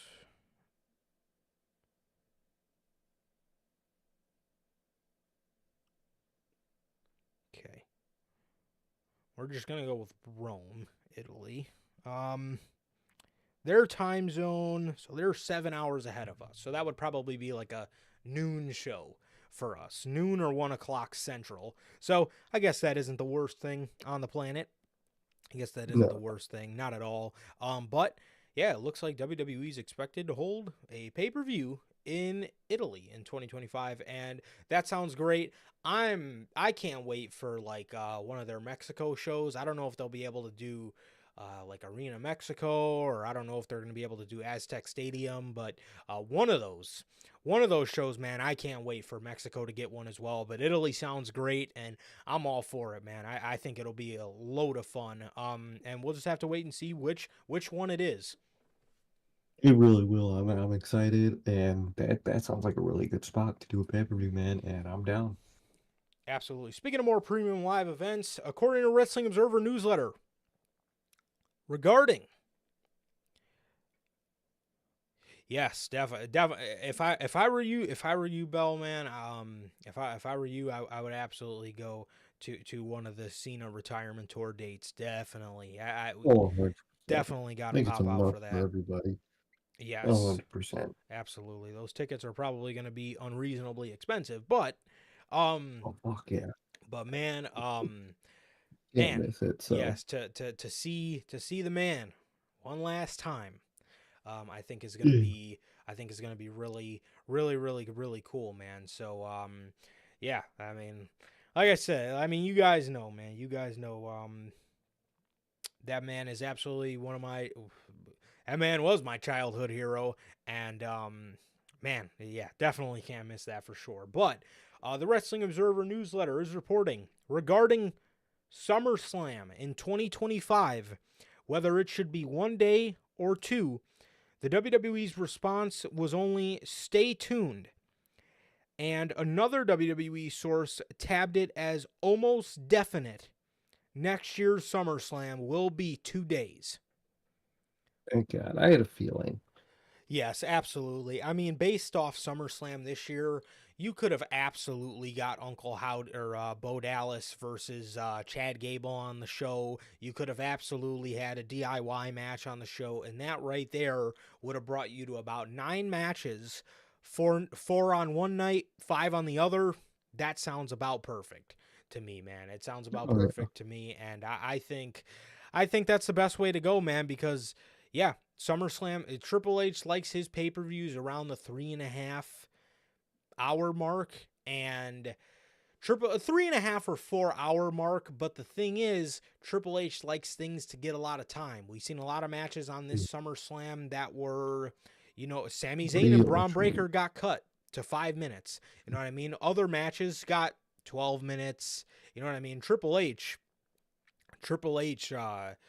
he doesn't like that. He doesn't like that. For a show like SummerSlam, he likes things to get time, and it's only what's best for the show because he doesn't like to cram onto SummerSlam, and I don't blame him at all. And I think it's absolutely the right move, no question. I'm telling you. I think it is. I think it's the right move. Um, I think Minnesota's gonna get fucked again, but I mean, oh well, man. Oh well. If it produces a better show next year, then it's what needs to happen. Yeah, no question, absolutely. So, um, as for where it is, I wish they would fucking tell us where it is as well. Please. I mean, I don't know what we're waiting for, man, but I need to know where 2025 SummerSlam is, bro. I need it. I need to know very badly. Um, Oh, 100%. so, so, um, Come on, bro.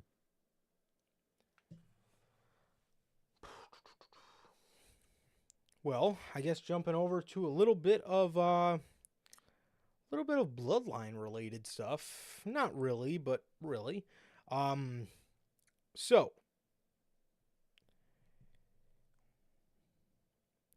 according to Fightful, WWE have their eyes on Zilla Fatu. Fatu was spotted at SummerSlam after having travel delays and cancellations that caused him to miss his GCW bookings. He's still expected at GCW shows for the time being, as he is not signed to WWE just yet. Uh, Interesting. Very interesting. If they do sign Zilla, like I said, Zilla's not been wrestling that long. Please put the Say man put in him in NXT. NXT. Yeah, do not, Yeah. do what you did with Solo. The bloodline story can move on. It doesn't, and then when Solo's ready, he interjected himself into the story when he was ready. I think they should play it the same way with Zilla Fatu. I think he should be in NXT as the bloodline story is going on. And then when he's ready, then you move him up, and obviously he can fit into the bloodline story like a glove, being that he obviously is the son of Umaga. And I think he'll be great. But put him in NXT, let him develop. Let's not rush him up to the main roster. I see a lot of people wanting Zilla. Zilla's going to be in the bloodline. No. The guy's been wrestling for probably like a year and a half at most. That is just not that is not a good situation, bro. Let him develop. Let him get polished, enough to be up to the standard of his family. And once he gets there, and I have no doubts that he will. Once he does get there, he will be just fine, and obviously he's going to fit in. He's going to fit into the bloodline story like a glove, but let's not rush it. No, exactly. Don't rush it. Let him develop, and I think it's gonna be a good move. You just, like we said, you gotta let him develop for a little bit in NXT at least. No doubt. So, more bloodline type news, man. According to GQ Style. Oh, golly, Hunter. Man, We're talking about yeah, you might have a point there, bro. You might have a point. Maybe we do got us. Yeah, exactly. Maybe Zilla does come up to the main roster, man. Maybe we send Tongaloa down to and I NXT. ain't gonna play some. Teach him how to do a low blow. So according to GQ Style, Roman Reigns' partnership with the Jordan brand will see the release of a Bloodline branded sneaker in the beginning of 2025. Now, obviously, we had already seen the Jordan Bloodline 12s that got canceled, but it is very, very, very exciting to hear that the partnership is not over and the partnership is still in the works, and it seems in the beginning of 2025 we will be getting stuff. I love Jordan branded stuff. I'm wearing a pair of Jordan basketball shorts right now. My favorite type of sneaker is a Jordan, is an Air Jordan shoe. So Jordan and Roman Reigns coming together, that is like a match made in heaven for me, as I'm sure a lot of people as well. I'm sure a lot of people as well, man. And I think it's long overdue for WWE stars to get, shoe deals and stuff like that and branding deals. And based off what we seen on that WrestleMania 40 documentary, Roman Reigns was sporting, Air Reigns stuff. He was sporting an Air Reigns, Jordan branded Roman Reigns hoodie, as well as a tank top. I think we've seen in another time of his where it was, like I said, it was a Jordan branded, Air Reigns hoodie and a tank top, man. So we've seen this stuff before. We know it's in production. I guess it's just a matter of when they want to release it, and it seems in the beginning of 2025, man. And I'm excited to see what they come out with. I'm excited for this line. And I hope that, they sign a guy like Roman Reigns for many, many years to come, because that's huge money right there. That's huge money for the Jordan brand, and that's huge money for Roman Reigns, dude. So, and the WWE, I'm sure as well. So it's long overdue. It really is. It's long overdue. I'm glad it's still happening, over those last canceled designs. So I can't wait to see what they produce. Absolutely. Absolutely. And the stuff as it is looks fire. The stuff from what we've seen, little bits of it, it looks absolutely insane. Yeah, no kidding, Bell, no kidding. The Bucks did it first with the Reebok, like, dude. Yeah, I Come mean, on, dog. look, Reebok, Reeboks, That's they're fine. they're all well and dandy, but I mean, a Jordan, That's Air the top Jordan, tier. exactly. I mean, when it comes to, fitness apparel and just, sports apparel and all that kind of stuff, man, I mean, the Jordan brand is one of the most iconic and fucking huge brands. It would have been more fitting for the Young Bucks to get Nike or Jordan, because that's what they used to wear, What you they know, wear. that Exactly. we They only always see wear the Reebok because Bucks. they got the deal. Exactly. I mean, before the Reebok deal, we always seen the Bucks in Air Jordans, Nike Dunks. I mean, we see, that's all we used to see the Bucks in. But now they're wearing the Reeboks or whatever. But yeah, man. I mean,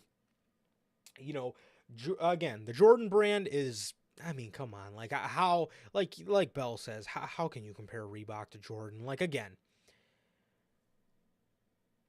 I'm happy for the Bucks. Obviously, as you guys know, Young Bucks are my favorite tag team of all time, and I'm more than happy for them. I would never buy a pair of Reeboks. I'm sorry. No, I'm sorry. That's just not my. But if again one of the talent strikes a deal with a company like Jordan or Nike or Adidas or something like that, those are more of my style. That's Hey, more of something I'm going to look into to buy. And I absolutely will be picking up whatever shoes or hopefully whatever kind of clothing comes with the Air sports Reigns apparel. the Air Yeah. Reigns line. So I think it's going to be great. But yeah, absolutely, you can't. Again, I love the Bucks. I'm happy for him, and I'm happy for Swerve as well. I think he's doing. I don't know if it's Reebok, but I know he's coming out with like shoes that are called Pressures. I'm sorry, I probably Yeah. won't be picking those up, bruh. Because again, No. the brands the main brand shoe brands I wear: Nike, Adidas, Jordan. I mean that's usually what Jordan are going to be sort of like my nicer shoes that I'll only wear on occasion. Nike and Adidas are going to be something I just look for as kind of like my everyday wear. Yeah. Yeah, So, exactly. yeah, but I'm stoked, man. I'm stoked for what happens with this Jordan this Jordan and Roman Reigns partnership, man. So, for sure. 100%. It's very exciting. Yes, like I said, dude, long overdue for wrestlers to get these sort of deals, man. So, Oh yeah. um, and who knows, man? If Vince was still in charge, we probably wouldn't be seeing Air Reigns because Reigns knows that if he were to strike that deal, all that money would be going to WWE and not him. But Exactly. under the Triple H administration, I'm sure he gets if WWE does get a cut, I'm sure it's a lot smaller than what Vince would have took. That man probably would have took like Exactly. 95% of the earnings from Air Reigns. And man, Because yeah, what do they make on their merch? Like, what is it, like 2% or something? yeah, I know for I always like forget the number. I know at least back in 2014, CM Punk said on the infamous Art of Wrestling podcast, for every $18 they get $1. That's insane. Yeah, I hope that's so different. I have a feeling it's different now. I have a feeling. He did mention though that like guys like Cena were able to negotiate what they Like got and a better. little more. Ex- exactly. But it sucked too because I remember Wade Barrett was talking about with the Nexus that $1 they got for $18 every $18 WWE made. Like, That shit had to be split between 7 dudes. So that's I don't insane. even know what that amounts up to. 10 cents, 12 cents for every $18 that they make. I mean, that is a man. That is, That's I a mean, crime. dude. That yeah. That's theft. I mean, golly. But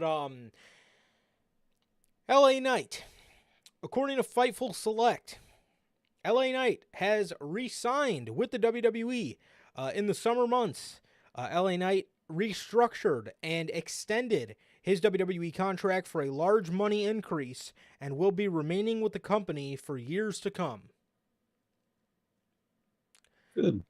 I think this is very good, man. I think with the years to come, I think there's a lot you can do with LA Knight in those years. I think, people obviously wanted to see him win the U.S. title. I think people eventually want to see LA Knight one day get that World Heavyweight Championship or the whatever. People want to see him win the world title. Doesn't matter which one it is. Mhm. I think people want to see that, and I think there's a lot of money in that, man. But I'm excited that he's staying. I think Triple H loves the guy, and I think he's going to do. And I think I think he's going to do great stuff. I think he's going to do great stuff in the realm of WWE for the next couple of years, man. So Oh, exactly. I think so. I think he's gonna do great. And let's hope we get that fucking world title run soon. definitely, definitely, man. So with that,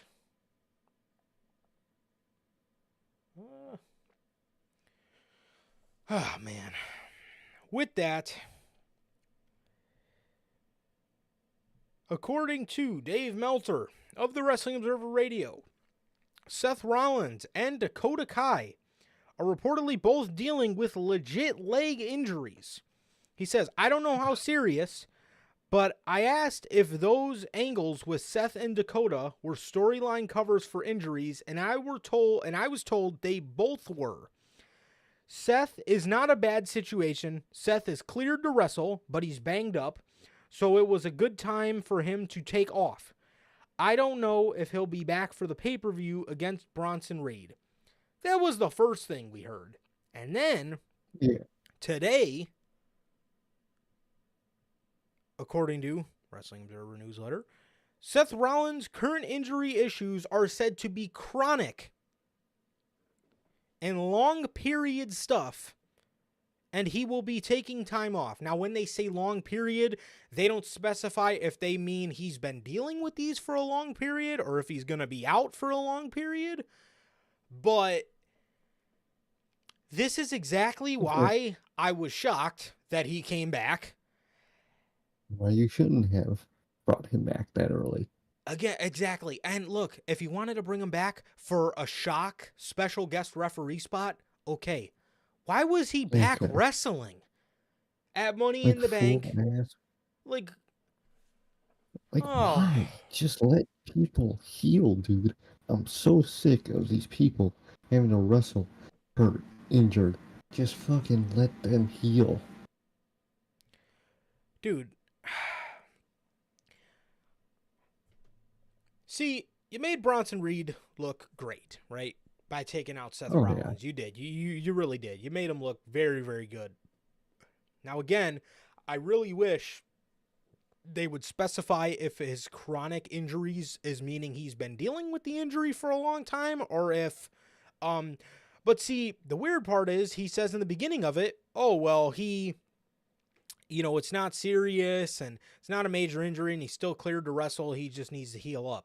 Why the fuck was he? This is why you shouldn't have brought him back. And if you did bring him back, you should have just brought him back for the SummerSlam referee spot because he really didn't do all too much, But this is why, I mean, dude, you can't. Oh, brother. Did you see your phone? Roman Reigns could be debuting new theme music soon. Dude. No, he can't. Get the fuck out of here. Let me read into this really quick. Oh no.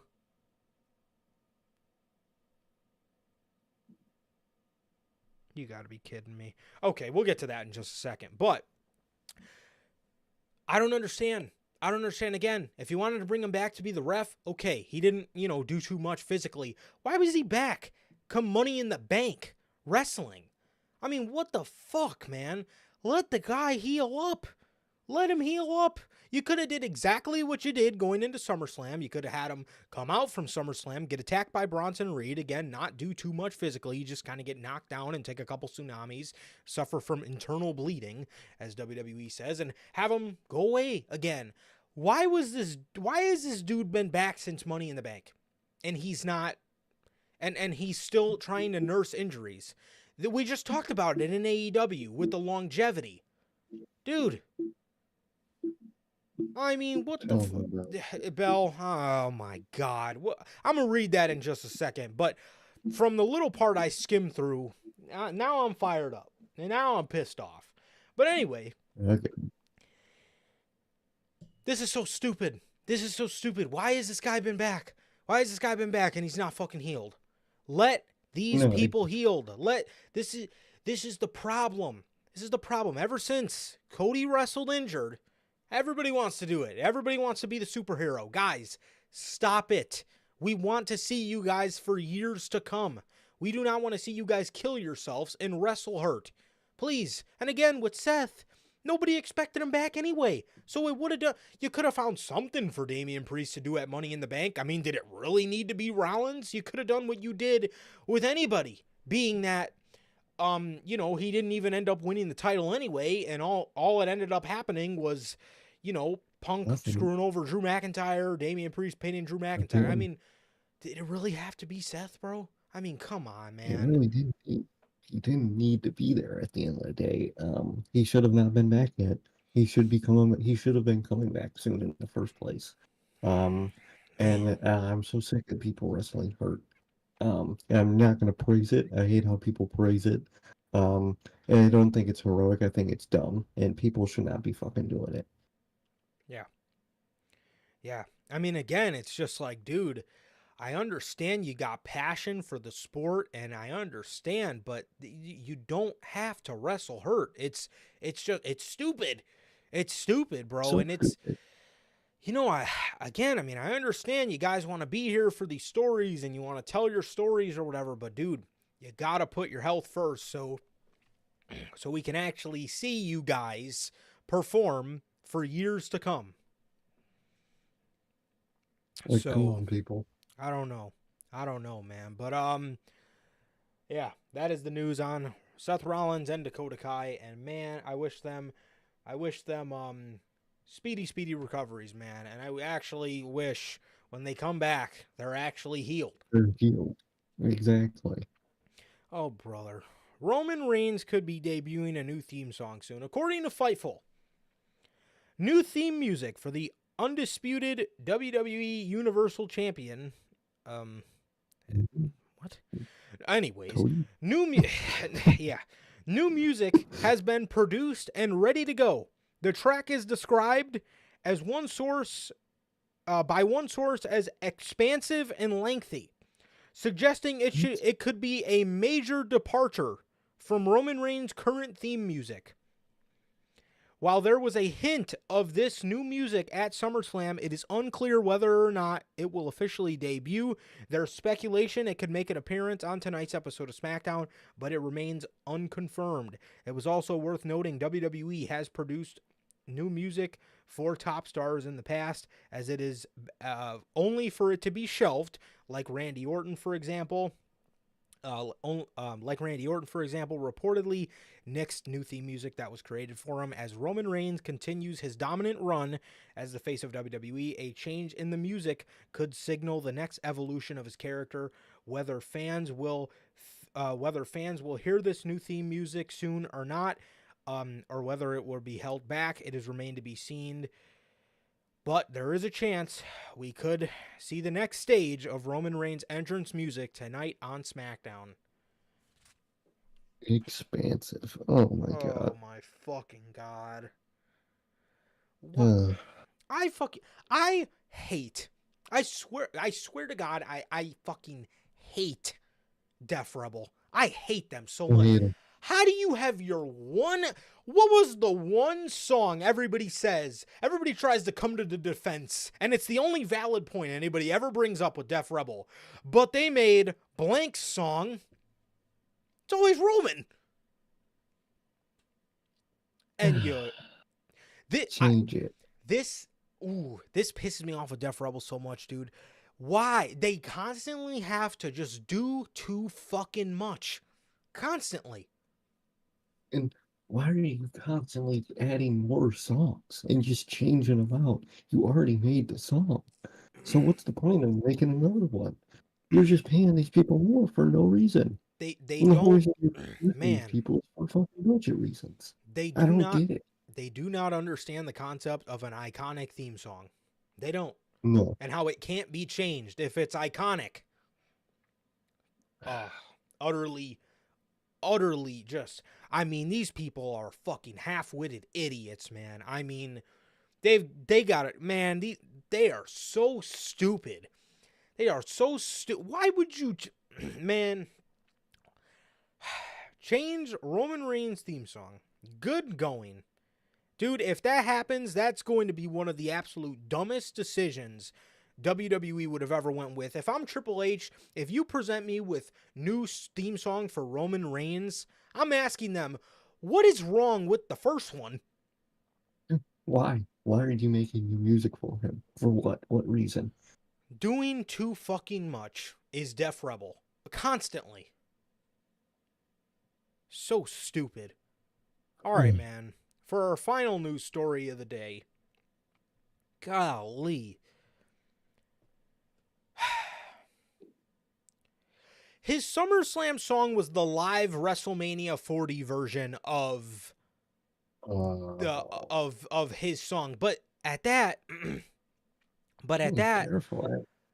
Why didn't you just play the song that everybody knows is iconic?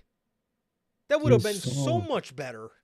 It would have. The pop wasn't even, as crazy as it could have been, because for the first couple seconds, people didn't know what the fuck was going on. They didn't know I was Roman. Yeah. They thought like, oh shit, it's Roman. Not oh my god, it's Roman. It's you hear the pop, and then you hear everybody get silent. Like, what is this?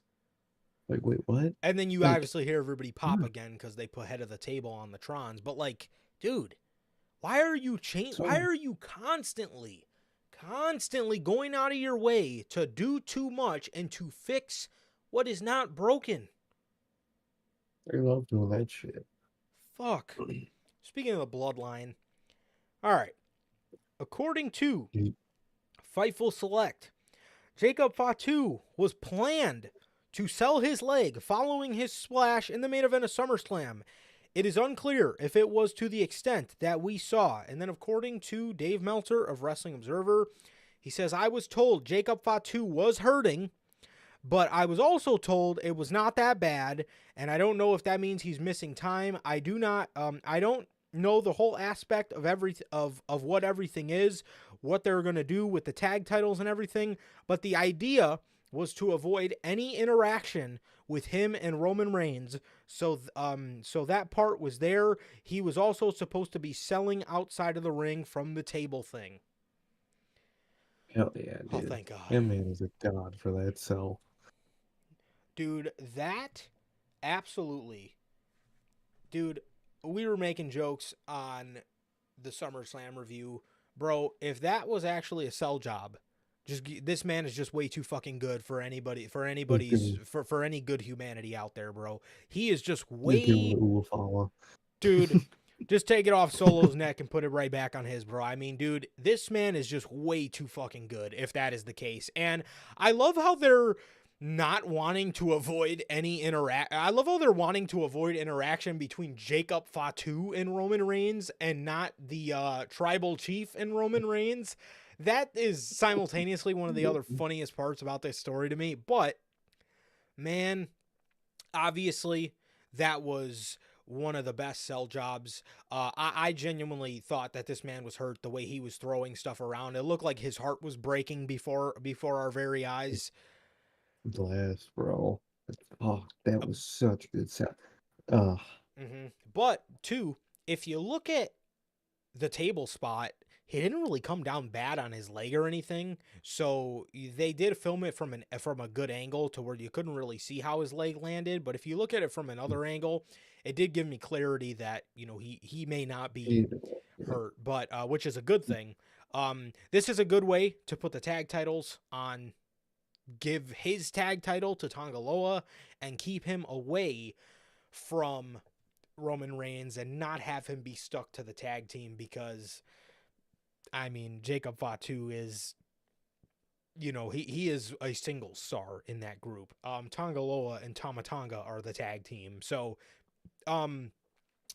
that was what we said on the SummerSlam review, man. The only reason or one of the, I guess, positives out of the situation was they did this specifically to keep the man away from Roman Reigns. And thankfully that seems like that is why they did it in the first place. And man, he sold the shit out of that. He did an excellent job. And I am very excited to see him eventually come back and, be face to face with Roman Reigns and interact with him and stuff like that. I think it's going to be great stuff. And this guy is just a fucking star, man. No, exactly. He really is. He's a fucking star. That face off of him and Roman, that shit's gonna be insane. And I feel like they're gonna at least give, obviously, the Timu bloodline, as most people call them. Most of them besides Solo don't really get any mic time. But I think once like it's solidified of like group versus group, I think we're gonna start to hear the rest of them talk, and I cannot wait for that, dude. Yeah, absolutely. Absolutely, man. And yeah.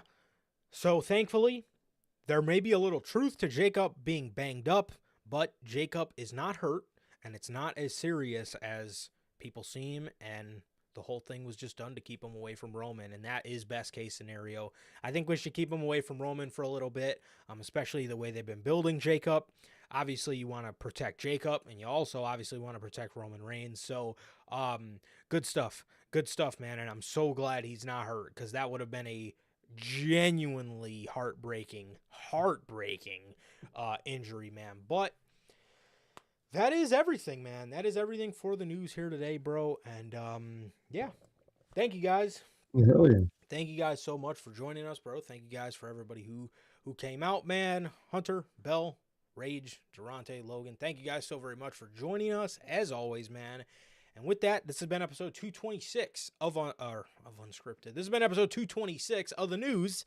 And with that, man, that is going to do it for this edition of the Notorious podcast. Thank you guys so very much for joining us. And yeah, man, with that, it has been always a pleasure for my Johnny Mayhem. Johnny.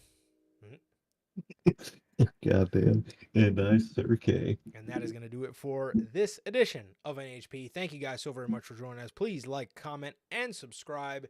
And we will see you all on Monday with Unscripted. Peace.